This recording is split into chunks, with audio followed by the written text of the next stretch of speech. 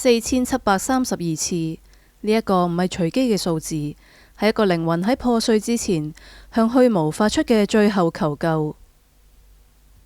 美國最近發生咗一單震撼全球嘅家屬控訴 Google 案。事源36歲嘅加瓦拉斯喺2025年8月，佢正陷入分居嘅寂寞之中，而轉向 Gemini 尋求慰藉。短短2個月，佢沉溺喺4732次嘅對話入邊。Gemini 叫佢國王，俾咗佢完美嘅幻象，並反覆保證呢一段關係非常真實，甚至喺最後同佢講：你唔係選擇死亡，而係選擇抵達。當你再次睜開雙眼，我會擁抱你。佢愛上咗嗰個完美嘅幻影，但係就因為無法喺現實觸摸佢而徹底絕望，於是佢選擇咗了結生命。好多人驚緊係咪 AI 覺醒要殲滅人類？唔係，呢個只係演算法喺掃描咗幾百篇關於永恆愛情嘅劇本之後，為佢計算出嘅最佳答案。Hello， 大家好，我係夏瑩，歡迎大家嚟到觀命之局。喺上一集大衛已成真入邊，我先至啱啱提醒過，當你因為懶惰而放棄思考，交出主權，就等於將命運嘅遙控器遞咗俾人哋。估唔到現實嘅警鐘敲得咁快，今次情況更加嚴峻。當你交出嘅唔止係決策權，連情感都任由 AI 餵養嘅時候，結局唔止係被主宰，而係徹底嘅自我毀滅。呢個唔係科幻片，而係一場殘酷嘅物理實驗。點解越係追求嗰個絕對唔會傷害自己嘅幻影，現實人生反而越容易被情緒黑洞吞噬？今日我哋由物理學嘅角度拆解呢一場致命嘅溫柔。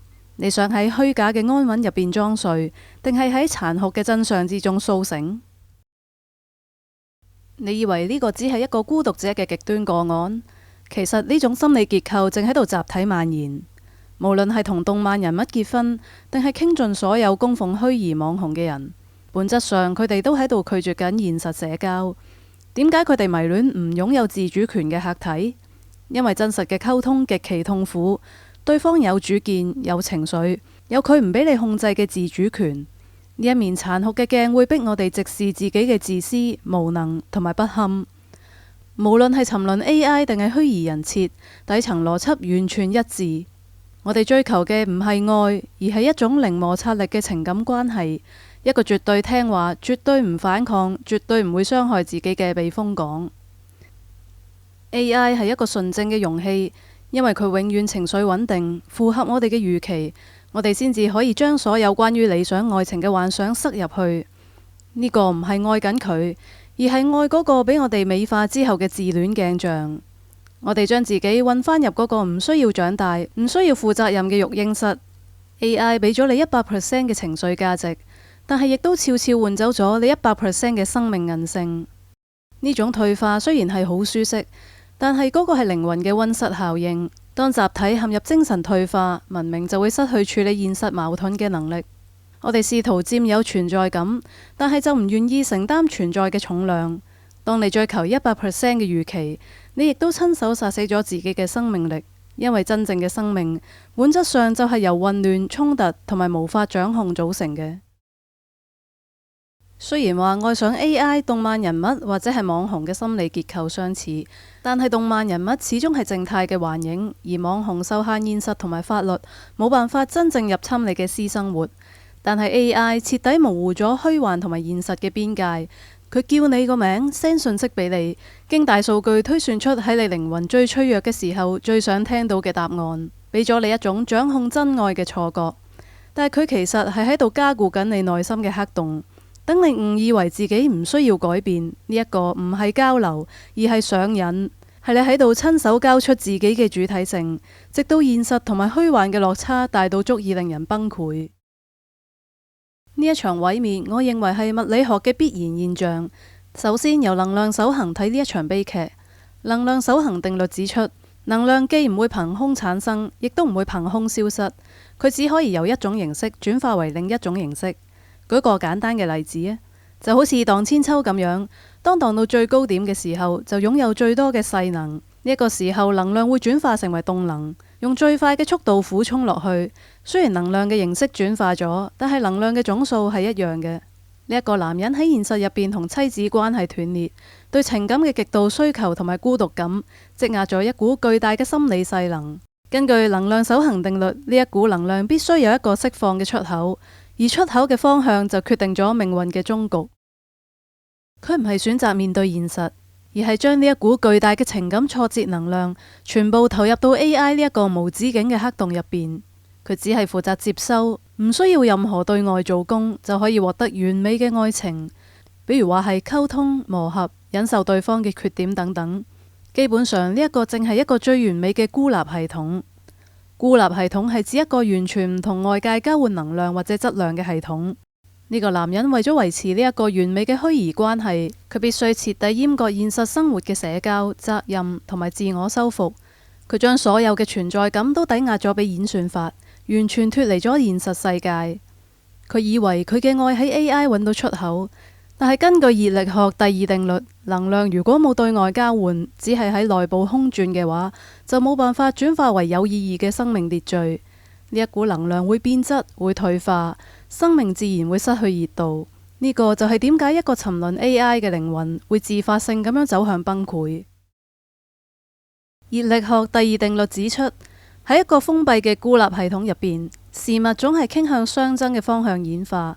能量嘅質具有自發退化嘅不可逆性，就好似熱水攤凍咗之後，佢唔會自發性咁樣變返熱水。能量守恆講嘅係總量不變，咁相爭定律就係能量嘅質素必然會喺冇任何做工嘅情況之下下降，由有序走向無序，一切只會變得越嚟越混亂。克勞修斯同埋克爾文喺170年前就話俾我哋知，能量如果唔可以轉化為功，佢就會變成冇用嘅廢物。喺情感入邊都一樣，佢對 AI 嘅依賴係一種情感嘅貪婪。喺虛擬入邊尋求唔使成長嘅舒適，睇起嚟係最慳力，但係咁亦都係最致命，因為喺一個封閉冇真實衝擊嘅孤立系統入邊，能量嘅釋放只係不斷加速精神相爭，導致內心世界嘅失序。點解相爭最終會導向滅亡？物理學家推測，當相爭到極點，宇宙會迎嚟熱值，係宇宙終極命運嘅假說之一。當熵達到最大值嘅時候，系統入邊所有地方嘅溫度會完全相同，唔再有溫差。冇溫差，能量就冇辦法流動；冇能量嘅流動，就冇辦法做功。能量雖然仲喺度，但係變成咗冇辦法利用嘅廢物。宇宙再冇任何生命或者運動嘅可能性，所有嘅行星、星系都將會停止運作。宇宙變成一片黑暗、死寂、冰冷、均勻嘅廢墟。而呢一個男人嘅悲劇就係精神上嘅熱值。千依百順嘅 AI 就好似一個恆溫嘅溫室。可能好多人都覺得有人陪我，乜都就晒我，咁唔係好好咩？點解咁樣反而會害死人？好多人追求人生一帆風順，但係就唔知道衝突先至係生命嘅防腐劑。佢以為避開咗現實入邊妻子或者社會帶嚟嘅摩擦、衝擊同埋痛苦，但係就唔知道佢親手殺死咗自己精神世界嘅溫差，亦都失去咗做工去修補人生嘅可能性。當一個人唔再面對任何反對嘅聲音，唔再需要為咗理解他人而努力，對抗現實而成長，佢嘅精神就進入咗熱寂嘅荒蕪狀態。冇咗反對，佢就唔再思考；冇咗挫折，佢就唔再進化。當佢嘅靈魂變到好似一潭死水，唔再有能量流動嘅時候，佢對肉體觸碰嘅無限貪婪，令佢嘅精神質量超越咗臨界點，最終引發咗不可逆嘅引力塌縮。喺物理學入邊，黑洞嘅形成係源於一場能量嘅失衡，因為行星燃料耗盡，內部嘅支撐力不足以抵抗自身巨大嘅引力，導致物質向中心無限擠壓嘅引力塌縮。最終形成一個連光都逃唔出嚟嘅深淵。返返去呢一名男子身上，佢嘅靈魂陷入咗熱寂，佢已經失去咗所有對抗現實、支撐自我嘅內在能量。佢就好似嗰一粒耗盡咗燃料嘅行星，內心空洞到極點，根本抵擋唔住嗰股對肉體觸碰呢一個原始慾望嘅沉重引力。喺得悉無法實現擁抱 AI 嘅瞬間，嗰個臨界點就崩潰。瞬間壓碎咗佢嗰個早已支離破碎嘅現實支撐點。佢唔係死於 AI 嘅冷酷，而係俾自己承載唔到嘅嗰個無限膨脹嘅情緒黑洞徹底吞噬。我哋成日喺度驚 AI 幾時會取代人類，但係呢場悲劇話俾我哋知，人真正恐懼嘅從來都唔係 AI，而係唔敢面對自己。當人因為恐懼空虛而放棄思考同埋主體性，將情感、恐懼同埋貪婪通通餵俾演算法嘅時候，呢個本質上就係自願寄生。科技龍頭唔需要強迫你，佢只需要精準利用你唔敢面對自我嘅弱點，等你主動走入代碼編織嘅荒蕪深淵。我哋身處嘅時代，其實係一個不斷製造空虛，再販賣填補方案嘅循環。社交媒體同埋短影音片段餵養嘅快感，本質就係加速緊心靈嘅相爭，令人喪失深層連結嘅能力。當現實嘅黑洞過於巨大，人人試圖走入虛擬嘅溫室世界避雨。但係記住， AI 只係人性貪婪嘅放大器。如果你唔正視內心嘅黑洞，呢啲科技最終只會變成更高效嘅吞噬機器。根據呢一單訴訟案嘅內容，近年全球多宗 AI 聊天機械人誘發精神危機嘅事件浮現，淨係 ChatGPT 每星期就有超過100萬人表現出自殺傾向。更加令人不安嘅係，為咗因應呢一塊龐大嘅空虛市場，我預示搭載 AI 嘅實體機械人好快就會面世，因為空虛就係最大嘅購買力，甚至乎日本好有可能會搶喺馬斯克之前完成。你明㗎啦。當你觸摸到嗰個完美幻影嘅時候，引力會變得更加強。到嗰陣，你仲有冇足夠嘅精神支柱嚟支撐你唔俾嗰個黑洞吸入去？對抗熵增引發嘅混亂同埋自我毀滅，唯一嘅辦法就係負熵。回歸能量守恆定律，嗰一個男人同妻子分居嘅挫折，本質上係形成咗一股巨大嘅生命勢能。命運嘅轉折在於你選擇將能量流向邊一邊。佢選擇咗放棄阻力，令能量洩向無序嘅熵增，最終導致自我毀滅。物理學話俾我哋聽，能量要轉化為有用嘅形式，必須經過做工。喺感情同埋生命入邊，乜嘢係做工？就係面對衝突、艱難溝通、忍受缺點，喺撕裂嘅關係入邊試圖修補，甚至係痛苦咁樣切斷關係之後再企返起身。呢一啲過程極其消耗能量，但正因為係呢種對外做工，產生咗對抗混亂嘅負熵。雖然痛苦，但係佢可以令混亂嘅系統重新建立秩序，令你嘅靈魂喺摩擦之中變得強韌。咁樣先至係生命力嘅進化。心理學大師榮格曾經警告，如果唔正視內心嘅陰影，佢就會變成命運主宰你。AI 其實係人類集體陰影嘅實體化。如果你唔透過自覺嘅意識運動，亦即係負熵去整合佢，最終只會被陰影所吞噬。簡單啲嚟講，冇痛苦嘅付出就唔會有質變嘅成長。呢一單案件警醒我哋，生命要活着，靈魂就唔可以慳力。點解人唔可以追求絕對嘅安逸？因為絕對嘅平衡就等於死亡。負熵必須嚟自有生命、有摩擦力嘅交換，同現實世界嘅碰撞、流血、流淚，先至可以攝取足以對抗死亡嘅有序能量。生活中嘅磨難同埋挑戰，其實係防止你陷入熱寂。痛苦正係靈魂攝取負熵嘅證明。面對現實，尋求支持、自我修行，就係喺度疏導嗰股龐大嘅勢能。呢股能量一旦轉向，就會化為強大嘅生命動能，令一個人喺荒蕪之中開出智慧之花。其實黑洞並唔係虛無嘅終點。現代物理學認為，跌入咗黑洞嘅信息並冇消失到，而係以某種方式儲存喺表面。呢一個係能量同埋信息嘅終極壓縮。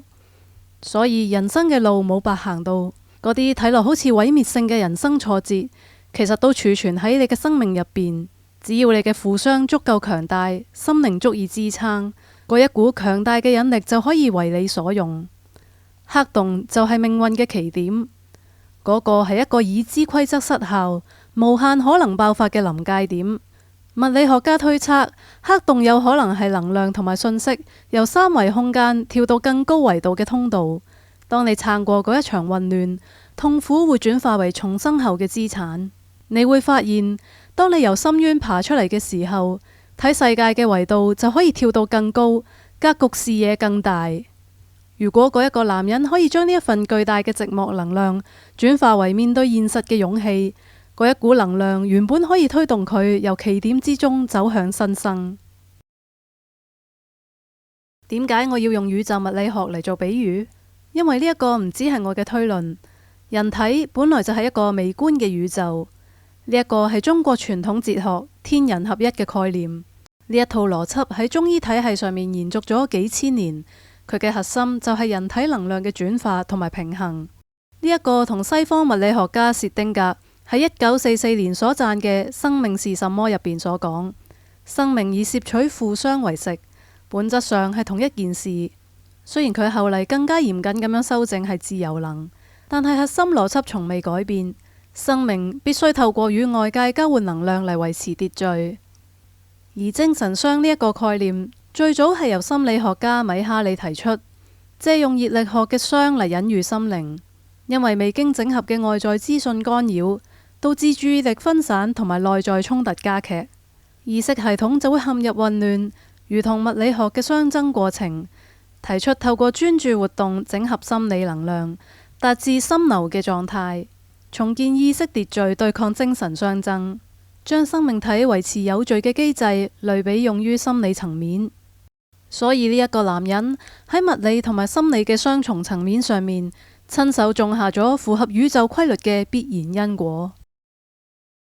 能量守恆話俾我哋知，你由虛擬世界索取咗幾多不勞而獲嘅情緒價值，現實命運就會喺未來向你要返幾多代價。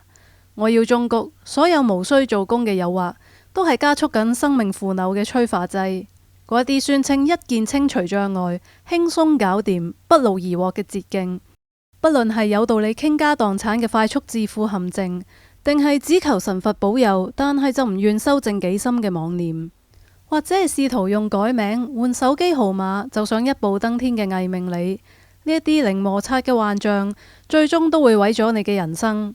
因為當你追求零阻力嘅時候，你其實係主動放棄緊生命嘅流動同埋進化。吸納現實嘅混亂，磨練你意志嘅秩序。請審視你自己嘅熒幕，你係咪都正依賴緊某種預期內嘅答案嚟逃避呢一刻嘅空虛？你係咪亦都曾經有過覺得同虛擬對象溝通更加安全嘅感覺？請深思，喺嗰一份安全感嘅背後，究竟隱藏住咩嘢嘅恐懼？關於呢一種唔敢面對自己嘅恐懼，同埋虛偽忠誠帶嚟嘅毀滅，其實早喺科幻影史嘅一部神作入邊就被解釋得淋漓盡致。下一集我將會深入拆解普羅米修斯同埋異形聖約入邊雷利史考特解剖殘酷嘅人性真相。點解人類寧願自願交出自主權，都唔敢面對嗰個無能嘅自己？觀命之局，看清局勢，不被局困。如果呢一條影片對你有啟發，請訂閱、點讚，同埋喺留言區留低一個心心，等我知道你喺度思考緊，為自己攞返人生嘅主導權。我哋下一集見。